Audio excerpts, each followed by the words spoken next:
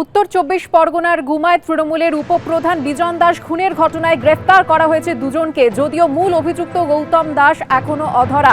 জন্মদিনের পার্টি চলাকালীন বচসার জেরে গুলি চালানো হয় এবং কানে গুলি করা হয় বিজন দাসের। তার মৃত্যু হয় হাসপাতালে।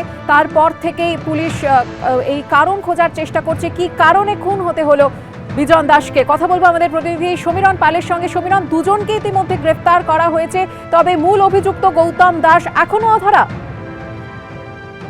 হ্যাঁ দেখো, গতকাল যে এফআইআর করা হয়েছিল বিজন দাস খুনের ঘটনায়, এবং তাতে এফআইআর তাকে দুজনকে প্রথমে আটক করা হয় এবং তারপরে গতকাল রাতে দুজনকে গ্রেফতার করা হয়েছে।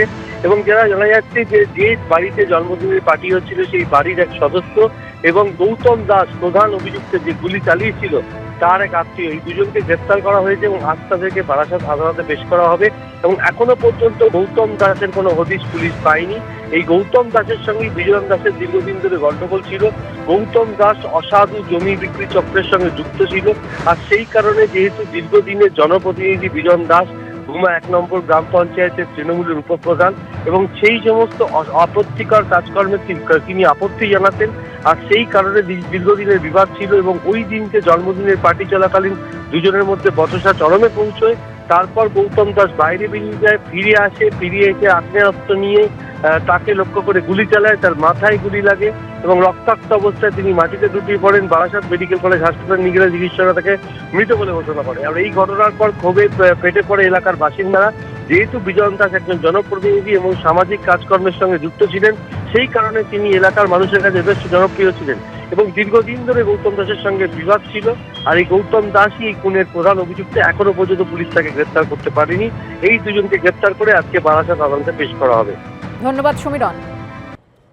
সন্দেশখালীতে উলট পুরাণ। এবার শেখ শাহজাহানের সমর্থনে পড়ল পোস্টার। সরবেরিয়া বাজার জুড়ে তৃণমূলের নামে অসংখ্য পোস্টার সাঁটা হয়েছে, যেখানে শেখ শাহজাহানকে জননেতা বলে দাবি করা হয়েছে। আর এ নিয়ে শুরু হয়েছে রাজনৈতিক চর্চা। ব্যবধান মাত্র 6 দিন, সন্দেশখালীতে নতুন পোস্টার। এবার শেখ শাহজাহানের সমর্থনে তার এলাকায় পড়ল পোস্টার। সোমবারই কলকাতা হাইকোর্ট জানিয়েছে শেখ শাহজাহানের গ্রেফতারিতে কোনো বাধা নেই। আর এদিনই সন্দেশখালীর বেতাজ বাদশার গড়ে তার সমর্থনে তৃণমূলের নামে একাধিক জায়গায় দেখা গেল পোস্টার। এই পোস্টারে শেখ শাহজাহানকে জননেতা তকমা দেওয়া হয়েছে। সরবেরিয়ায় শেখ শাহজাহান মার্কেটের দেওয়ালেও সাঁটা হয়েছে পোস্টার। একদিকে যেমন বিভিন্ন জায়গায় পোস্টার পড়ছে শেখ শাহজাহানের গ্রেপ্তারের দাবিতে, পাশাপাশি একেবারে সরবেরিয়া জুড়ে শেখ শাহজাহানের পাশে থেকে সন্দেশখালী যুব তৃণমূল কংগ্রেসের তরফ থেকে পোস্টার পড়লো। এই মুহূর্তে যেটা দেখতে পাচ্ছি যে শেখ শাহজাহান মার্কেট, সেই শেখ শাহজাহান মার্কেটের বিভিন্ন জায়গায়, এমনকি অটো টোটো সমস্ত জায়গায় শেখ শাহজাহানের নামে কিন্তু পোস্টার পড়লো, এবং যেখানে লেখা আছে মিথ্যা অপপ্রচার, ইডি সিবিআই দিয়ে জননেতা শেখ শাহজাহানকে দমানো যাবে না, এরকমই কিন্তু পোস্টার পড়লো শাহজাহান মার্কেট সহ সরবেরিয়ার বিভিন্ন প্রান্তে। এলাকার অটো টোটোও বাদ যায়নি। কোথাও অটোর সামনে, আবার কোথাও টোটোর পেছনে সাঁটা হয়েছে পোস্টার। তাতে লেখা মিথ্যা অপপ্রচার, ইডি সিবিআইকে দিয়ে শেখ শাহজাহানকে দমানো যাচ্ছে না, যাবে না। জায়গায় যে প্রচার দেখতে পাচ্ছি, কারা মারলো এগুলো জানেন? না জানি না। চলন্ত বাসের গায়ে, আবার কখনো দোকানের দেওয়ালে চোখে পড়েছে শেখ শাহজাহানের সমর্থনে পোস্টার।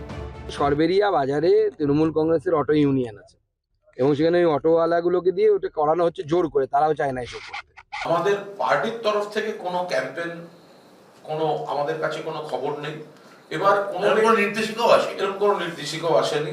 ফলে কেউ ব্যক্তিগতভাবে করলে বা এটাকে ইস্যু করে যাতে আরো বেশি নেগেটিভ ক্যাম্পেইন করা যায়, তারাই এরকম ধরনের কোনো প্রচার করিয়ে দিচ্ছেন কি দিচ্ছেন না, এগুলো সব খোঁজ নিতে হবে। রাজনৈতিক মহলে প্রশ্ন হলো, সামনে লোকসভা ভোট বলেই কি শেখ শাহজাহানের প্রতি নরম তৃণমূল? পার্থপ্রতিম ঘোষ, মুন্না অগ্রওয়াল, অর্ণব মুখোপাধ্যায়, এবিপি আনন্দ।